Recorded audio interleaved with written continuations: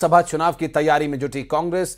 Cluster वार screening committee की घोषणा की गई और मध्य प्रदेश और छत्तीसगढ़ में क्लस्टर 3 में शामिल Rajni Patil cluster 3 screening committee की चेयरमैन, कृष्णा अलावरू और परगट सिंह कमेटी के सदस्य।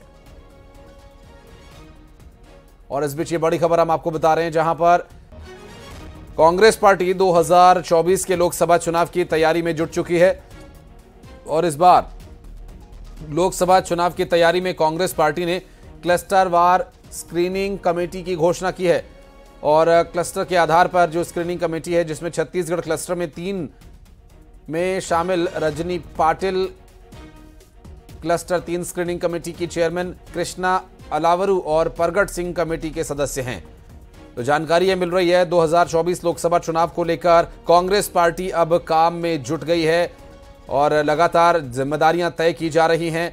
और यहां जो जिम्मेदारी तय की गई है कांग्रेस पार्टी के द्वारा लोकसभा चुनाव की तैयारी में जुटी क्लस्टर के अनुसार स्क्रीनिंग कमेटी की घोषणा की गई है और मध्य प्रदेश छत्तीसगढ़ क्लस्टर 3 में शामिल है, जबकि Rajni Patil cluster 3 screening committee की चेयरमैन होंगी और कृष्णा अलावरू और परगट सिंह कमेटी के सदस्य होंगे।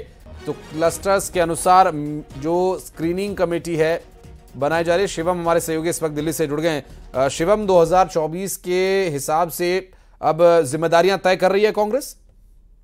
देखिए, निश्चित तौर पर कांग्रेस पार्टी ने इसको लेकर बिल्कुल तैयारियां शुरू कर दी है। पहले जहां महासचिवों की, प्रभारियों की, प्रदेश अध्यक्षों की बैठक हुई थी, जनरल सेक्रेटरी चेंज किए गए थे, उसके बाद कांग्रेस लगातार फ्रंटल संगठन भी बदलाव कर रही है। आज उससे पहले महिला कांग्रेस और एनएसयूआई के फ्रंटल संगठन में परिवर्तन किया गया।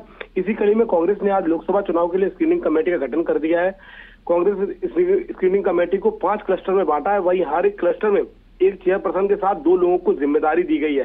क्योंकि चुनाव में अगर आप कहें तो महज 3 से 4 महीने का समय बचा है। ऐसे में अगर एमपी की बात करें तो निश्चित तौर पर रजनी पाटिल को चेयरमैन बनाया गया है, वहीं जयवर्धन सिंह और इवान डिसूजा को मेंबर बनाया गया। ये कमेटी निश्चित तौर पर जो लोकसभा के प्रत्याशी होंगे, किस लोकसभा से किसको प्रत्याशी बनाया जाना है, उसको लेकर अभी से मंथन शुरू कर देगी स्क्रीनिंग कमेटी के साथ साथ। अगर आपको याद हो तो मैनिफेस्टो कमेटी भी का गठन हुआ है, जिसकी कल बैठक हुई थी। उससे पहले सभी राज्यों को कांग्रेस हाईकमान ने बुलाकर दिल्ली में बातचीत की थी। ऐसे में ये माना जा रहा है कि निश्चित तौर पर कांग्रेस पार्टी इन चुनावों को लेकर बेहद गंभीर है और पार्टी को लगता है कि अगर हम अभी से तैयारियों की शुरुआत कर देंगे तो निश्चित तौर पर लोकसभा चुनाव में फायदा मिलेगा। हर बार इस तरीके की बातें आती रही है कि प्रत्याशी चयन में कहीं ना कहीं कांग्रेस पार्टी में कुछ गड़बड़ रहता है, कई बार ये देखा गया है। इसीलिए इस बार 3 से 4 महीने पहले ही जो चेयरमैन है, मेंबर्स हैं स्क्रीनिंग कमेटी के, उनका ऐलान कर दिया गया और ये अभी से ही तमाम सीटों को लेकर चर्चा करेंगे, मंथन करेंगे, न सिर्फ जमीनी स्तर पर बल्कि क्या फीडबैक किस कैंडिडेट के लिए है, कौन कौन से एमपी के खिलाफ इस बार लहर है, उसको लेकर स्ट्रैटेजी पर काम करना होगा। चूंकि टक्कर देनी है भारतीय जनता पार्टी को, जो कि पूरी तरह से इस वक्त कमांडिंग पोजीशन में है, तो निश्चित रूप से जो स्ट्रैटेजी है उसी के अनुसार होनी चाहिए। शिवम, बहुत शुक्रिया आपका जानकारी के लिए। और कांग्रेस की महिला और युवा विंग में बदलाव। अलका लांबा महिला कांग्रेस की राष्ट्रीय अध्यक्ष होंगी। दरअसल वरुण चौधरी को एनएसयूआई के राष्ट्रीय अध्यक्ष पद की जिम्मेदारी यहां पर दी जा सकती है और ऐसे में वरुण चौधरी को एनएसयूआई के राष्ट्रीय अध्यक्ष पद की जिम्मेदारी दी गई है। जानकारी ये मिल रही है कि कांग्रेस की महिला और युवा विंग में बदलाव किया गया है, जिसमें कांग्रेस महिला मोर्चा की जिम्मेदारी अलका लांबा संभालेंगी, जबकि वरुण चौधरी को एनएसयूआई के राष्ट्रीय अध्यक्ष के तौर पर जिम्मेदारी सौंपी गई है। तो यह बदलाव किया गया लोकसभा चुनाव 2024 से पहले और कांग्रेस पार्टी अब अपने अधिकारियों, पदाधिकारियों की जिम्मेदारी तय कर रही है। इससे पहले स्क्रीनिंग कमेटी के बारे में जानकारी हम आपको दे रहे थे और अब आप देख सकते हैं खबर जो है वो युवा और महिला विंग के नेतृत्व परिवर्तन की जानकारी मिल रही है। अलका लांबा कांग्रेस पार्टी की नेता अब महिला मोर्चा की जिम्मेदारी संभालेंगे, जबकि युवा विंग में बदलाव किया गया है और 2024 के लोकसभा चुनाव के तहत यह बदलाव किया गया। बढ़ते हैं आगे। मुख्यमंत्री बनने के बाद विष्णुदेव साय बस्तर प्रवास पर रहेंगे और पहली बार ऐसा होगा जब वो मुख्यमंत्री बनने के बाद बस्तर प्रवास पर आ रहे हैं और इस दौरान वे आगामी लोकसभा चुनाव के लिए कार्यकर्ताओं को जीत का मंत्र देंगे, जिसमें संभाग भर से बड़ी संख्या में कार्यकर्ता जुटेंगे। धर्मपुरा के पीजी ग्राउंड में कल कार्यकर्ता सम्मेलन होने जा रहा है। तैयारियां चल रही हैं। मुख्यमंत्री विष्णुदेव साय पहुंचेंगे बस्तर और कल के होने वाले कार्यक्रम में शामिल होंगे।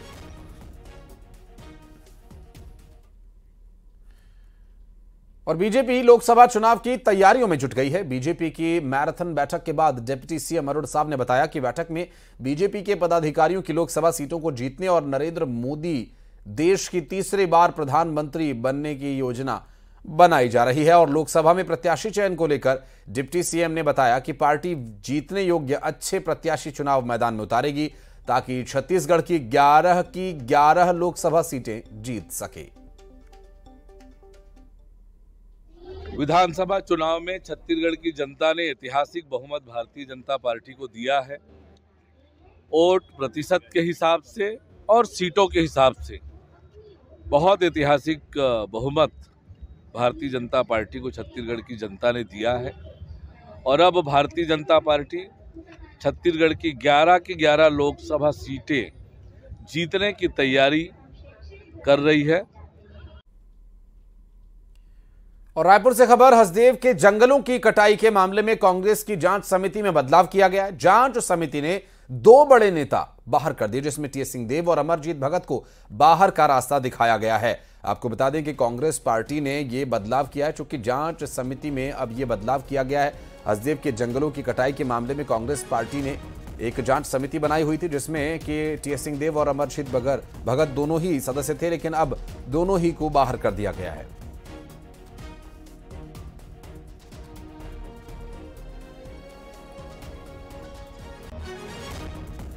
दरअसल ये जो बदलाव किया गया, रायपुर से जानकारी मिल रही है, हसदेव के जंगलों की कटाई के मामले की जांच में जो टीएस सिंहदेव और अमरजीत भगत अभी सदस्य थे, अब उन्हें इस समिति से बाहर कर दिया गया है। टीएस सिंहदेव और अमरजीत भगत को जांच समिति से बाहर कर दिया गया है। हसदेव के जंगलों की कटाई के मामले की जांच कांग्रेस पार्टी ने एक समिति का गठन कर शुरू की थी और अब टीएस सिंहदेव और अमरजीत भगत को बाहर का रास्ता दिखा दिया गया है।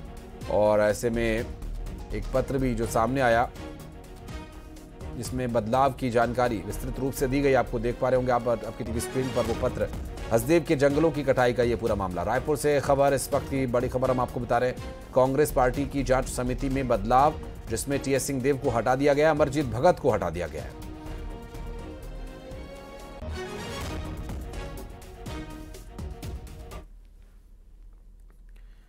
और तस्वीर बदहाल है, कहीं स्कूल भवन नहीं तो कहीं शिक्षक नहीं, और मासूम शिक्षा की लॉ के लिए सिस्टम की तरफ ताक रही है।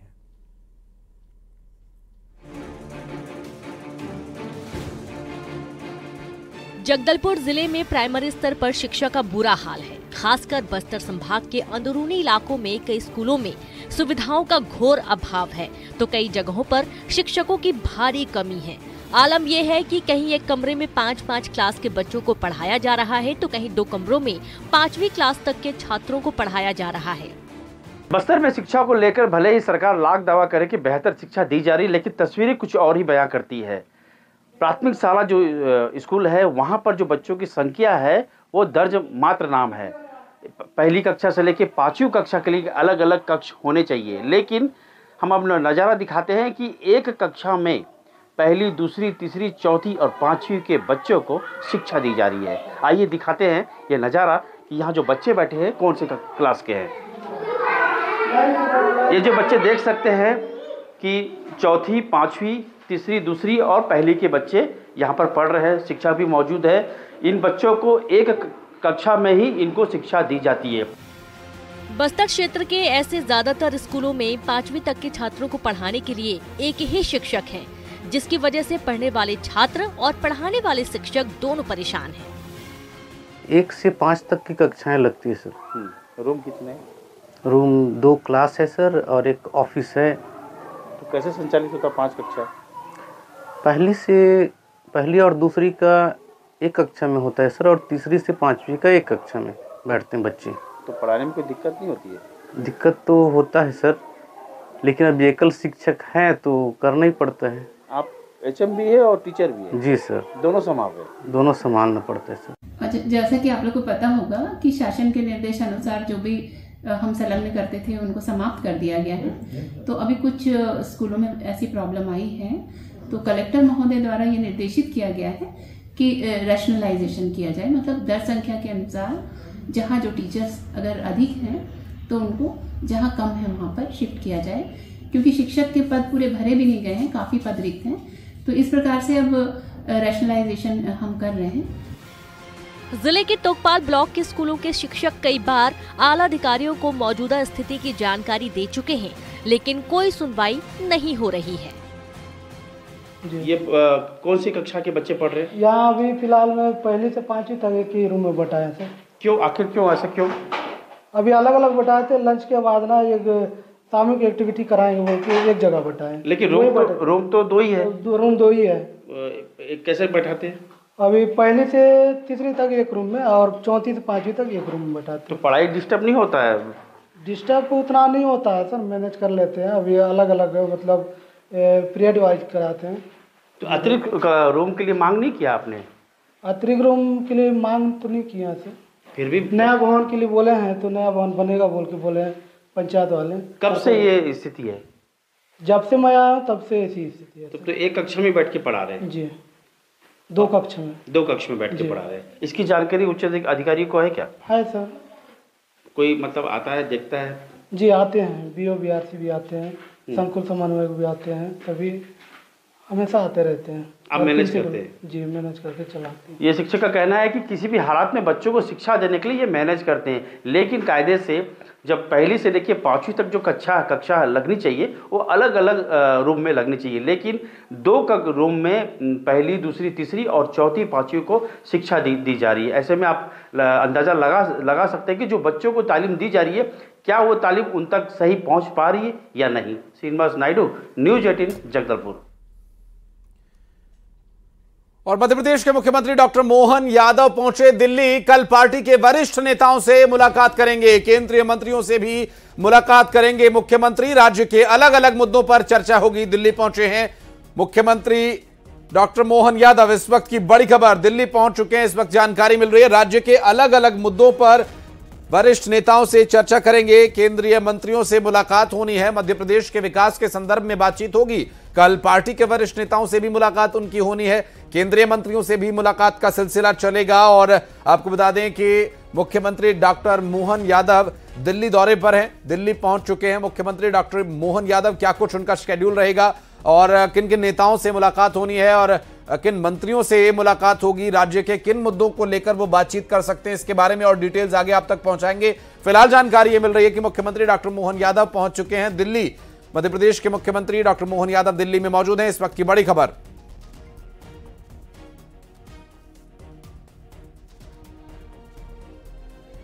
तो राज्य के अलग अलग मुद्दों पर चर्चा होगी। क्या विषय हो सकते हैं, चूंकि लोकसभा का चुनाव भी है और इस बीच सरकार के गठन के बाद से लगातार जिम्मेदारी रहेगी, चुनौती सरकार का ठीक तरीके से निर्वहन करने का, प्रदेश में विकास की रफ्तार को बनाए रखना भी मुख्यमंत्री की प्रतिबद्धताओं में शामिल है। और ऐसे में अयोध्या में भगवान राम की प्राण प्रतिष्ठा वाले दिन इंदौर रिकॉर्ड बनाने की तैयारी में है। दरअसल इस दिन 31,000 स्टूडेंट्स एक साथ बैठकर भगवान राम की पेंटिंग बनाएंगे और इसी के साथ शहर में 1 करोड़ 11 लाख दीप भी जलाए जाएंगे। ये कारनामा Guinness book of world record में दर्ज करने की तैयारी है। इसका फैसला शहर के सभी जनप्रतिनिधि और व्यापारिक प्रकोष्ठ, स्कूल, मॉल प्रबंधन के साथ बैठक में लिया गया है और सभी क्षेत्र के प्रतिनिधियों ने अपने अपने क्षेत्र में भव्य आयोजनों की सहमति दी है। 1 करोड़ 11 लाख दिए इंदौर में लगेंगे, घर घर में दिए लगेंगे और सभी जनप्रतिनिधि अपने अपने क्षेत्र में, जैसे हमारे मधु भैया ने कहा कि 25 लाख दिए मैं अपनी विधानसभा में लगाऊंगा। अब बाकी सब विधायक भी अगर 25-25 लाख लगाएंगे तो मैं समझता हूं कि 1 करोड़ क्या 2 करोड़ दिए लग जाएंगे, पर हमने 1 करोड़ 8 लाख दिए लगाने का आज निर्णय लिया है।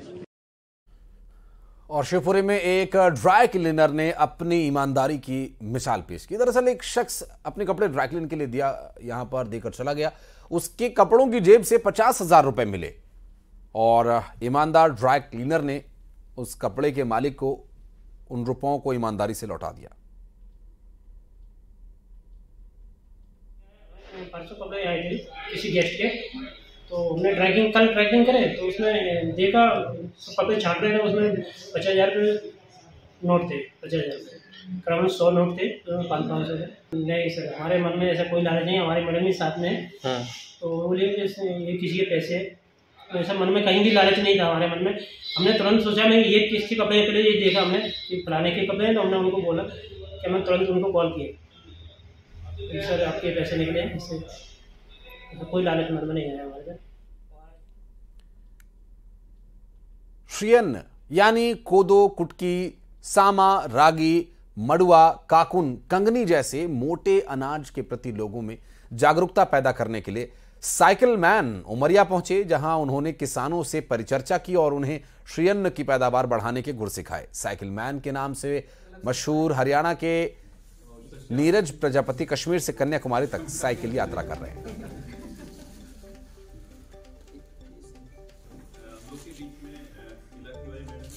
इंटरनेशनल ईयर ऑफ मिलेट्स को बढ़ावा देने के लिए बनाया गया, तो उसी के उपलक्ष्य में हम लोग 4200 किलोमीटर की यात्रा करें, जो कि श्रीनगर लाल चौक से चली है और कश्मीर से कन्याकुमारी की यात्रा है, जो कि 1 दिसंबर 2023 में ये चालू हुई थी और अभी 31 जनवरी को ये 2024 में अभी ये कन्याकुमारी में समापन हो गया। और हमारी इस यात्रा का जो मुख्य उद्देश्य है कि आम जनता को जो मिलेट्स है उनके बारे में, जो मोटे अनाज है जिसको भारत सरकार ने श्रीअन्न की भी उपाधि दी है, उसके फायदे बताना। बैतूल में एक ग्राम देवता लीला बाबा की प्राण प्रतिष्ठा का अनूठा यहां पर कनेक्शन अयोध्या में श्री राम लला की प्राण प्रतिष्ठा से जुड़ गया। दरअसल 5 अगस्त 2020 के दिन जब अयोध्या में राम मंदिर का भूमि पूजन हुआ, उसी दिन बैतूल में लीला बाबा के मंदिर की भी नींव रखी गई और 22 जनवरी के दिन जब अयोध्या में रामलला विराजेंगे, उसी दिन उसी मुहूर्त में ग्राम देवता लीला बाबा की भी प्राण प्रतिष्ठा होगी। ये माइक स्कूल का स्कूल अगस्त 2020 को जिस दिन अयोध्या श्री क्षेत्र में राम जन्मभूमि का भूमि पूजन किया गया था, उसी दिन यहाँ पर भी भूमि पूजन किया गया था। और ये एक दुर्लभ भावनात्मक और एक धार्मिक संयोग बना हुआ है कि आगामी जो 22 जनवरी को अभिजीत मुहूर्त में जिस दिन श्री अयोध्या में तीर्थ क्षेत्र में वहाँ पे उद्घाटन हो रहा है, उसी दर्ज पर यहाँ पर उसी आधार पर ये मंदिर भी सभी श्रद्धालुओं को, सभी सनातनियों को पूजन के लिए और दर्शन के लिए समर्पित किया जा रहा है। और यहाँ ले रहे एक छोटा सा ब्रेक।